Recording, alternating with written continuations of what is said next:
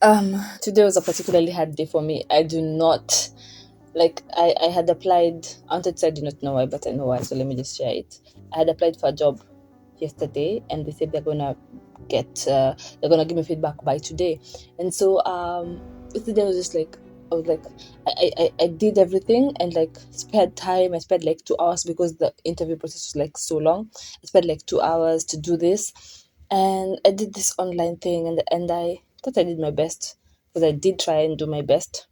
And oh my god, it wasn't as easy as I thought it should be, but I ultimately ended up doing my best. And today morning, I was at work and I was just praying to God. Oh my god, I need, I need this thing. God, you know how much I need this job because it's going to create flexibility for me to do the things that I love, to do the things that I want to do. Um, but then and I was praying to God and I was singing worship songs and I was telling him how amazing he is. And I don't know, it's not that that's a justification for like whether he should do something for me or not, so that I can give him the praise. But yeah, but at the end of the prayer, I just told him, "Let your will and only your will be done." Um, a funny story that I just remembered for about that is the fact that I remember I was done with my Form 4 KCSE exam, and I told my dad, he asked me, "How do you think you'll perform?" And I told him, I don't know. I just hope I pass, God willing. God willing, I hope I pass. I worked hard. I hope I pass. And my dad was like, Lynn, God is always willing. And oof, oof. That made me that made me quiet for like 2 seconds because everything like we should just say inshallah, like God willing, but like God is always willing. That is like a lesson. That is like something that I have never ever forgotten. And sometimes when my friends say God willing, I always say God is always willing. And it throws people off. But that is one of the greatest lessons that my dad has ever taught me. That God is always willing. And it is up to me to play the part. But then if it is his will, it is his will, period. You know. Um so long story short, welcome back to Thoughts in the Dark, episode 4. Speak up. Be bold. The world is looking for the bold. Speak up. The world is looking for the bold. Okay, long story short, I got an email at 11:45. I excused myself, checked my email at 11:45, and they told me, "Thank you for your application." A lot of stories, but I luckily didn't get the position, which is funny to say because I still feel the chills in my bones. I still feel kind of the slight agitation of like failure. I still feel like, God, why didn't you let me get that position? You know how much it would have served me. You know how much I wanted.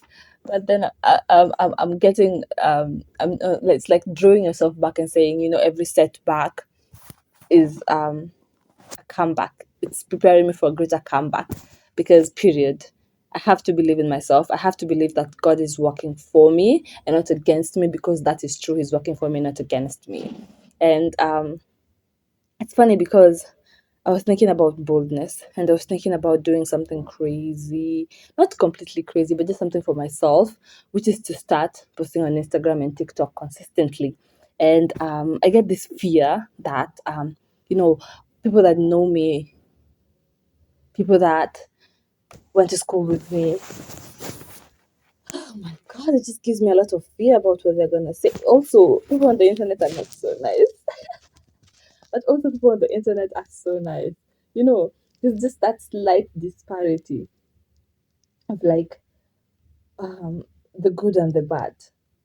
But I have to balance it out with the fact that this is what I want to do. This is what I want to do for myself. This is what I feel convicted to do. So, what are my options here? The only option is to move forward. The only option is to do what I want. The only option is to create the life that I want. And for that, it takes courage. It takes courage. It takes a lot of courage. Like I look at people out here and I just respect them more because sometimes following your dreams is not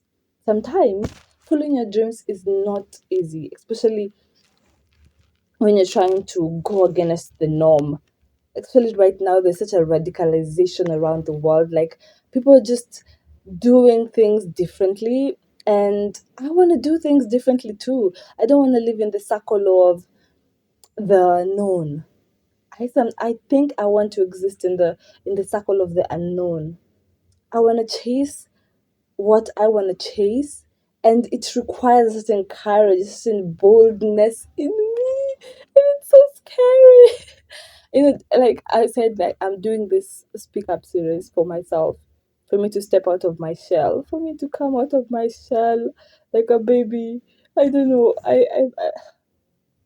It's wild, but it's like it's the most beautiful thing to think about yourself and to do things for yourself.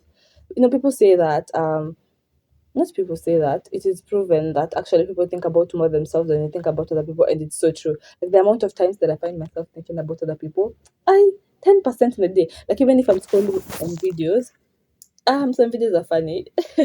I mean, sometimes some videos steer you off, but most of the time I'm thinking about myself.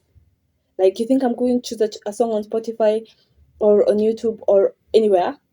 I'm thinking about Stacy at work. No, no, I'm thinking about myself. I'm thinking about the mood that I'm in and how this song is going to help me navigate the mood that I'm in. I'm thinking about this video and how it's going to help me navigate the season that I'm in. I'm not thinking about other people as much as probably someone out there thinks I'm thinking about them. Probably you pass my mind, but you pass like a wave. And that is the same thing that I'm trying to remind myself, that people are not thinking about me the way that I think they're thinking about me. Okay? I do not care if I'm a force of nature, which I hope I am, but I'm trying to understand that people are not thinking about me as much as I think they are thinking about me. And it doesn't even matter. It's the fact that that doesn't even matter. Like, I need to step up and step out in my boldness. I need to create the life that I want to create, because I cannot keep on doing this. I cannot keep on living in fear of what people are gonna say. I cannot keep on living in fear of people that know me. I cannot keep on living in fear of whether I'm gonna achieve this or not. But I guess sometimes it's really usually not the fear of people. Sometimes I think it's usually the fear of, am I really gonna do this? Am I really gonna be able to make it? A million people have made it. Am I really set up for this? The amount of rejections and no's and failures that I have received over the couple of years. Oh my God, am I really set up for this? Can I really do this? And to my surprise, the answer is yes. I feel like crying, honestly, because I was talking about, I think it was on episode 2, about saying yes to myself, about saying yes to the things that I want, about saying yes. Like, this is my yes. This is my yes era. This is the season that I do not know how I'm gonna do it, but I know that I will do it. This is that era for me, and oof, it's scary, man. But it's up to me to say yes to myself. It's not gonna be it's not gonna be anybody else to say yes for me. And something that just popped up into my mind just today when I was sitting on the couch when I was from work is the fact that God hasn't given us a spirit of fear and a spirit of boldness, a spirit of courage. That is something that He inexplicably or explicably he sensitizes that in the Bible. He's not giving us a spirit of fear, but a spirit of courage. And so I was thinking, okay, maybe I'm waiting for God to give me courage. Maybe I'm waiting for God to put this situation in my life so that I can step out in boldness. And that has been a challenge for me for like this whole year, this whole season. I've been waiting for the perfect opportunity to do things, perfect opportunity to grasp opportunities.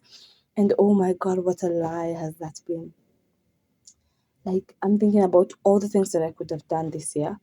And no, it's not that I'm regretting, it's just that I am thinking and I am seeing how much fear and limiting beliefs has really held me back. And so I was thinking about how God says that He's given us a spirit of boldness and courage. I know that God refines you, but God refines you with information, which is why people say that most people say, the Bible says that my people perish because of lack of knowledge. I think God expects you to step in your knowledge in order for you to step in your power. Because then, when you know that God has given you a spirit of boldness, it's going to be so much easier for you to step into the knowledge. Is going to help you to step into your season. The knowledge is going to help you to have the courage to chase your dream. The knowledge is going to help you to be bold enough to go out there and search for those opportunities and have the courage to believe that He's backing you up and that you're going to make it according, if your path is in accordance to His will. And that is something that I've just come to realize. That's something that I have realized literally today, that God has given us a spirit of boldness. And so we need to step into that boldness to show Him, like, that is essentially what we call faith. It's not waiting for Him to create a perfect opportunity for us to step into. It's stepping into that situation in faith, in boldness. And thank you so much for listening in. See you on the next one.